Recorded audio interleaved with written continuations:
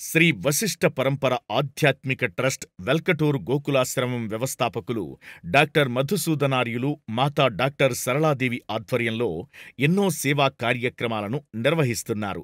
కొన్ని సంవత్సరాలుగా గోకులాశ్రమం ద్వారా ఉచిత యోగా శిక్షణ అందిస్తూనే పేదవారికి దుస్తులను పంపిణీ చేస్తున్నారు. సిద్దిపేట జిల్లాలోని వృద్ధాశ్రమంలో గోకులాశ్రమం ద్వారా దుస్తులను పంపిణీ చేశారు. అదేవిధంగా బాలసదన్లోనూ దుస్తులు పంపిణీ చేశారు.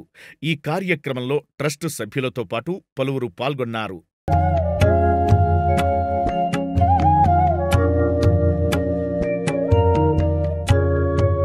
శ్రీ వశిష్ఠ పరంపర ఆధ్యాత్మిక ట్రస్ట్ గోకులాశ్రమం తరఫున వృద్ధాశ్రమానికి ఈరోజు తమ వంతు సహాయంగా స్త్రీలందరికీ ఒక చీర, పురుషులకి ఒక పంచ, ఒక షర్టు ఇవ్వటం జరిగింది. ప్రతి మనిషికి తన జీవిత చరమాంకంలో చేయూత అవసరం అవుతుంది. కానీ ఆ సమయంలోనే మిగతా అందరూ కూడా ఆ వ్యక్తిని అశ్రద్ధ చేసేటటువంటి పరిస్థితి ఏర్పడుతుంది, సహజంగా ఏర్పడుతుంది. ఎందుకంటే ఒక నిస్సహాయ స్థితికి మనిషి దిగజారినప్పుడు మిగతా వాళ్ళు ఏమనుకుంటారంటే వీరి వల్ల సంఘానికి ఏ ఉపయోగం లేదు కాబట్టి వీరికి జీవించే హక్కు తగ్గింది అన్నట్లుగా మాట్లాడతారు.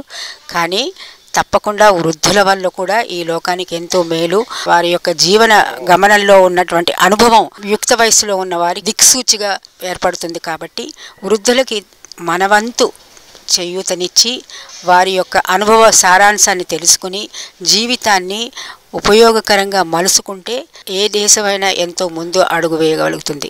సో ఆ విధంగా గోకులాశ్రమం తమ వంతు కర్తవ్యంగా వృద్ధులకి ప్రతి సంవత్సరం చేయూతనివ్వటం జరుగుతున్నది. అందువలన ఈ సిద్దిపేటలో ఉన్నటువంటి ఈ వృద్ధాశ్రమానికి రావటం జరిగింది. లోకా సమస్త సుఖినో భవంతు. అందరూ వృద్ధులందరూ కూడా ఇక్కడ ఉన్న వాళ్ళందరూ కూడా ఆయురారోగ్యాలతో క్షేమంగా ఉండాలని అనుకుంటూ మీ అందరికీ మా యొక్క శుభాకాంక్షలు. గోకులాశ్రమం తరఫున పేదవారు, వృద్ధులు, సంఘంలో అందరి చేత ఆదరింపబడని వాళ్ళు, వీళ్లకు ఆశ్రమం ద్వారా మా మానవీయతను చాటడానికి ప్రయత్నం చేస్తున్నాం.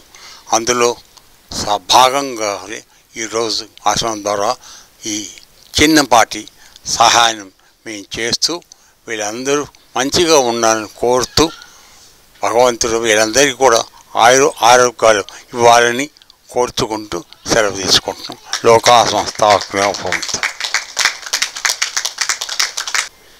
అమ్మ ఒక మాట చెప్పింది, వృద్ధులు ఇంకా వీళ్ళతో అవసరం లేదు అని రోడ్లెంబడి వదిలిపెట్టే వాళ్ళకి అది ఒక గుణపాఠం కావాలని కోరుకుంటున్నా. ప్రతి ఒక్కరం మనందరం ఈ ఏజ్కి వచ్చే వాళ్ళమే.